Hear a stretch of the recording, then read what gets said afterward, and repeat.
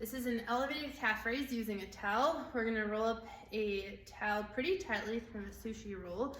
The tighter it is, the more beneficial it's gonna be.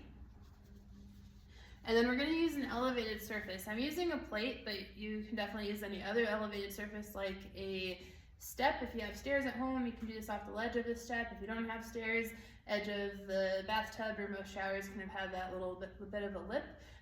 Use that as an elevated surface. What I like about a lower surface like this versus a whole step is that if you have the range of motion through your ankle with the calf raise, then that gives you kind of an external cue to actually touch the ground, or eventually over time be able to touch the ground with the heel, versus a higher ledge like a step.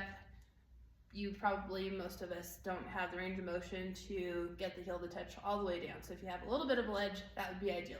So again, using the towel roll, we're gonna do this barefooted so that you get a little bit of mobility through the toes. So if you can see, I'll come closer too. So the way I have this set up is the towel roll and then my toes, kind of where the knuckles or the bend in my toes are, that's kind of right over the towel roll. You don't want to be too high up because then you don't get the bend at the toes, and you don't want to be too far down either. All right, so standing on the towel roll, we're going to start in the stretched position and then keeping the knees straight.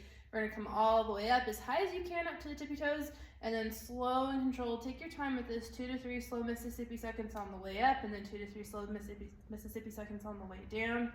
Slow and controlled. Again, if you have the mobility to be able to touch the ground with the heel, that's our goal. If you can do that, then I'd recommend using a little bit higher of a surface. That way, again, you get a nice stretch at the bottom. So that's a straight-legged calf raise. Another variation is doing this with a bent knee.